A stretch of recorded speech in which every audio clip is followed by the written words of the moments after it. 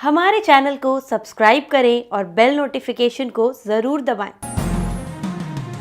ज्योतिष रतन केंद्र चैनल में हमारे आप सभी प्रिय दर्शक गणों का बहुत बहुत हार्दिक स्वागत और अभिनंदन। मेरे प्रिय साथियों, मैं हूं आचार्य पंडित सर्वदानंद शर्मा और आज के इस कार्यक्रम में आपसे जो हम बात करने जा रहे हैं वो ज्योतिष से कुछ अलग हट करके बात करने जा रहे हैं। ये जो विषय है जिस पर हमारी अब आपके साथ चर्चा होनी है, ये विषय सभी के साथ इसका लिंक है, हर व्यक्ति इससे जुड़ा हुआ है। तो इसलिए ये बहुत आवश्यक हो जाता है हम सभी के लिए ये जानना और समझना कि आखिर मृत्यु के बाद शव को अकेला क्यों नहीं छोड़ा जाता है। ये भी एक बहुत ही महत्वपूर्ण विषय है। हम में से बहुतों को ये चीज़ नहीं मालूम होती है कि भाई हमारे हिंदू धर्म में मृत्यु के बाद शव को अकेला क्यों नहीं छोड़ते हैं। तो आज हम इसी विषय के ऊपर चर्चा करेंगे और आपकी जानकारी नहीं है तो आपको जानकारी देंगे और अगर है तो इसको और आगे जानकारी में आपकी वृद्धि करेंगे, थोड़ी बहुत अगर आपके पास है जानकारी तो देखिए पूरी विस्तार से चर्चा करेंगे इसके विषय पे। बहुत शॉर्ट में ही करेंगे, बहुत लंबी चर्चा नहीं करेंगे। और साथियों, जैसे दिन के बाद रात का होना निश्चित है, वैसे ही ये भी निश्चित है कि जिसने भी इस मृत्यु लोक में जन्म लिया है उसे एक ना एक दिन मरना अवश्य ही है। ये संसार छोड़ करके जाना है, ये हम सब बहुत अच्छी तरह से जानते हैं। अर्थात अगर पृथ्वी लोक पर कोई सबसे बड़ा सत्य है तो वो है प्राणी की मृत्यु। फिर भी कुछ लोग ऐसे होते हैं जो इस सच्चाई को स्वीकार नहीं करना चाहते। आप सभी ने देखा होगा कि हमारे हिंदू धर्म में मृत्यु के बाद शव को जला दिया जाता है। साथ ही आपने यह भी देखा होगा कि अगर किसी की मृत्यु सूर्यास्त के बाद होती है, यानी सूर्य अस्त होने के बाद होती है, सनसेट के बाद होती है मृत्यु, तो उसका जो दाह संस्कार है, उसका जो फ्यूनरल है, क्रीमेशन है, वो अगले दिन ही किया जाता है। रात्रि को कभी नहीं किया जाता। ऐसा हमारे शास्त्रों में कथन नहीं है कि रात्रि में करने का।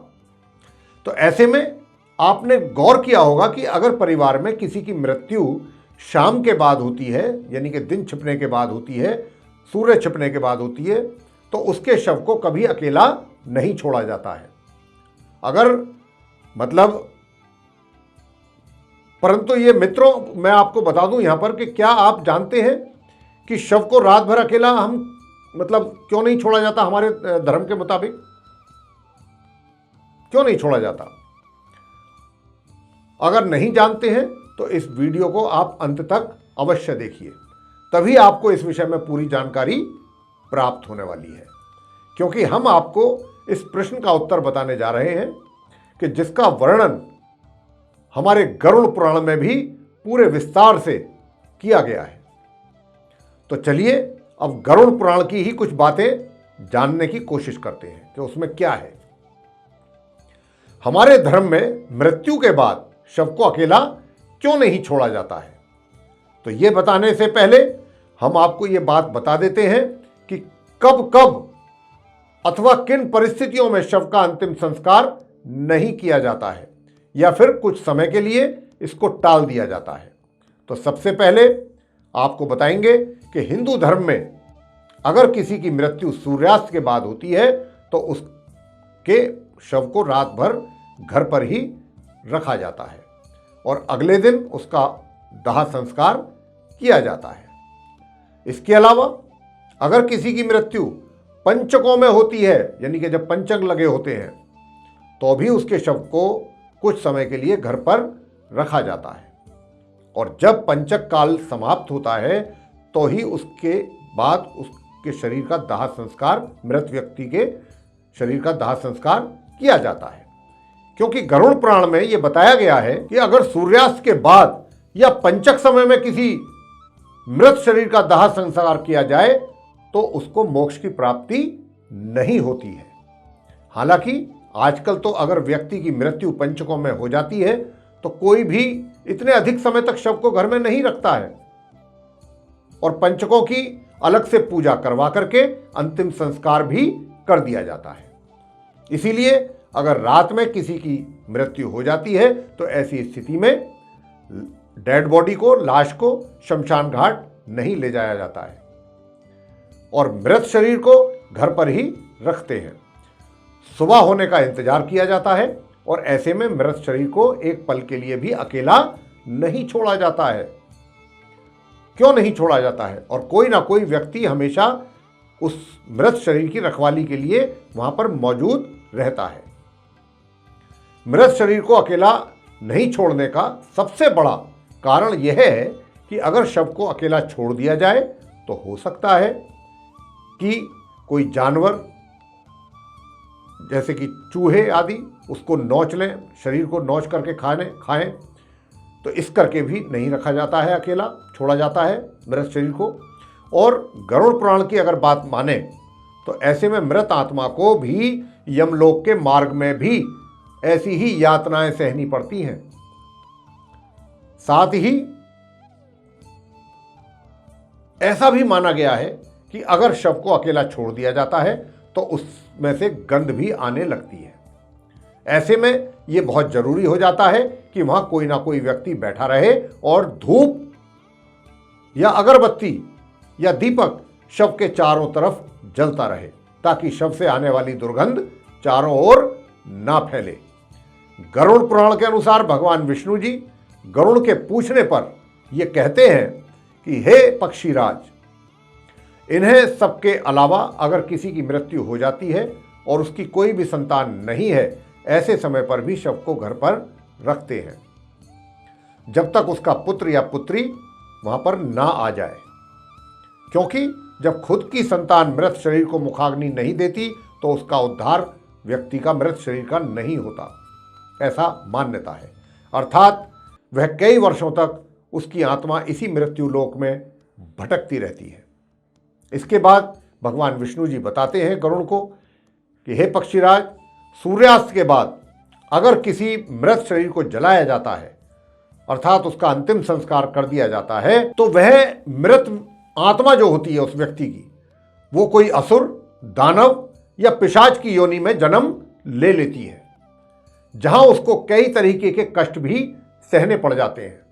और यही वजह है कि हिंदू धर्म में रात को अंतिम संस्कार करने से पूरी तरह से मना किया गया है हमारे शास्त्रों के आधार पर। आगे भगवान विष्णु जी बताते हैं पक्षीराज को कि रात्रि में मृत शरीर को अकेला छोड़ दिया जाए तो उस शरीर में आसपास भटकती हुई कुछ ऐसी जो दुरात्माएं जो भटकती रहती हैं वो उस मृत शरीर के अंदर प्रवेश कर जाती हैं, जिससे मृतक के साथ साथ उसके परिजनों को भी कई प्रकार के कष्ट भोगने पड़ जाते हैं। साथ ही आपको ये भी बताते हैं कि शव को अकेला इसलिए भी नहीं छोड़ा जाता है क्योंकि मरे हुए आदमी की आत्मा वहीं पर भटकती रहती है, कुछ समय तक वो वहीं रहती है और अपने परिजनों को देखती रहती है। यह भी कहा जाता है कि इंसान की मौत के बाद शरीर आत्मा से खाली हो जाता है, आत्मा निकल जाती है और इसी वजह से उस मृत शरीर में कोई बुरी आत्मा का साया अपना अधिकार जमा सकता है। और यही वजह है कि साथियों की रात्रि में शव को अकेला नहीं छोड़ा जाता है। उसके पीछे सबसे बड़ा लॉजिक वो यही है हमारे शास्त्रों के मतानुसार। और कोई ना कोई इसकी रखवाली मृत शरीर की करता रहता है। तो आप इस बारे में क्या सोचते हैं? अपने कमेंट बॉक्स है उसमें कमेंट करके हमको जरूर बताएं कि आपको ये प्रोग्राम कैसा लगा, ये चर्चा कैसी लगी, क्या इस जानकारी से आपको कोई प्रकार का लाभ प्राप्त हुआ है। ये चर्चा साथियों जो है ये हमारे गरुड़ पुराण के अनुसार है, उसी से हमने उसकी जानकारी आप तक साझा की है, आप तक लाने की कोशिश की है। अगर आपको ये चर्चा पसंद आई है तो इसको लाइक अवश्य करें, चैनल को भी सब्सक्राइब करना ना भूलें। साथ ही इस जो कार्यक्रम है, ये वीडियो जो है कार्यक्रम की, इसको अधिक से अधिक मात्रा में शेयर करें ताकि इसकी जानकारी सभी को प्राप्त हो सके और इसका लाभ लोग ले सकें। जो बेल आइकन आप देख रहे हैं प्रिय साथियों, इसको भी अगर आप दबाएंगे तो हमारे जो ज्योतिष से संबंधित जो भी कार्यक्रम आने वाले दिनों में बनते हैं वे भी आप तक सीधे पहुंचेंगे और उनका भी आप समय अनुसार लाभ प्राप्त कर पाएंगे। तो इसी के साथ बहुत बहुत धन्यवाद। जय माता दी।